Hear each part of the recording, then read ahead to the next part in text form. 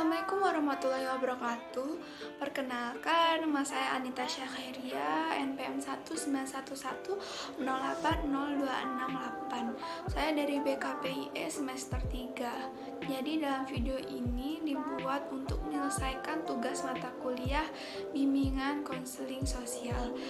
Di sini saya akan berbagi sedikit ilmu tentang hubungan BK sosial dengan kegiatan lainnya. Yang pertama, saya akan membahas tentang BK sosial dengan kegiatan akademik. Jadi bimbingan konseling sosial prestasi belajar menggambarkan kegiatan akademik siswa dalam proses belajar mengajar dan dapat memberikan gambaran kepada kita bahwa dalam proses belajar mengajar itu terdapat siswa yang memiliki prestasi tinggi, prestasi sedang, dan prestasi rendah. Kenyataan ini menunjukkan adanya berbagai permasalahan yang dihadapi oleh siswa dalam belajar yang ditandai dengan belum terwujudnya hasil yang maksimal. Sehingga perlu dicari penyebab dalam upaya mewujudkan tercapainya prestasi yang maksimal bagi semua siswa. Dalam pelayanan bimbingan dan konseling memiliki peran sangat penting dalam kegiatan akademik, baik bagi individu yang berada di dalam sekolah maupun di lingkungan masyarakat pada umumnya. Yang pertama, ada pelayanan bimbingan konseling di sekolah, karena sekolah itu merupakan lembaga formal yang secara khusus dibentuk untuk menyelenggarakan pendidikan bagi masyarakat. Dalam kelembagaan sekolah terdapat sejumlah bidang pelayanan bimbingan dan konseling yang mempunyai kedudukan dan peran khusus. Yang kedua, ada pelayanan bimbingan dan konseling di luar sekolah. Pelayanan ini memiliki dua jenis. Yang pertama itu ada bimbingan dan konseling keluarga. Karena keluarga itu merupakan satuan persekutuan hidup yang paling mendasar dan merupakan pangkal kehidupan masyarakat.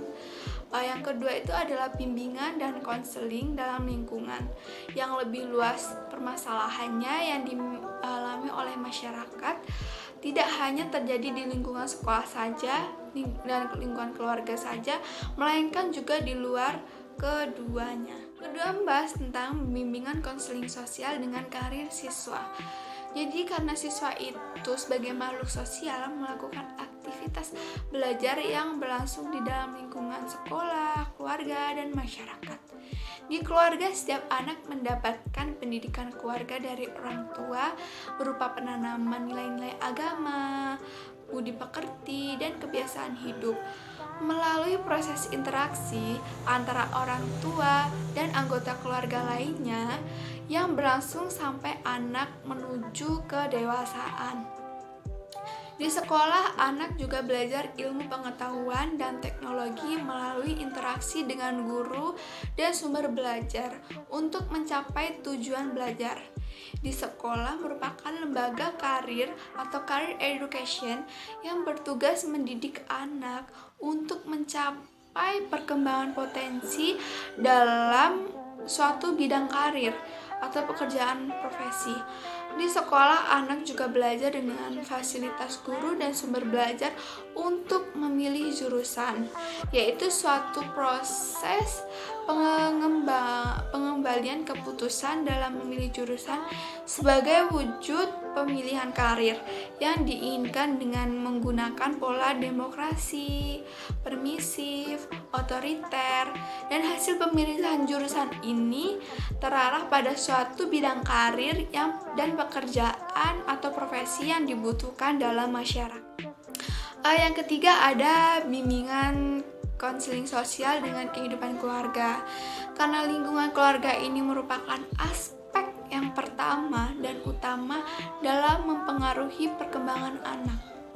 Anak lebih banyak menghabiskan waktunya di lingkungan keluarga, sehingga keluarga itu memiliki peran penting yang banyak dalam membentuk perilaku dan kepribadian anak, serta memberi contoh yang nyata kepada anak, karena di dalam keluarga itu anggota keluarga bertindak seadanya tanpa dibuat-buat. Dari keluarga inilah baik dan buruknya perilaku dan kepribadian anak terbentuk. Walaupun ada juga faktor lain yang mempengaruhi. Orang tua merupakan contoh yang paling mendasar dalam keluarga. Apabila orang tua berperilaku kasar dalam keluarga, maka anak cenderung akan meniru perilaku tersebut. Begitu juga sebaliknya, orang tua yang berperilaku baik dalam keluarga, maka anak juga akan cenderung meniru perilaku baik tersebut.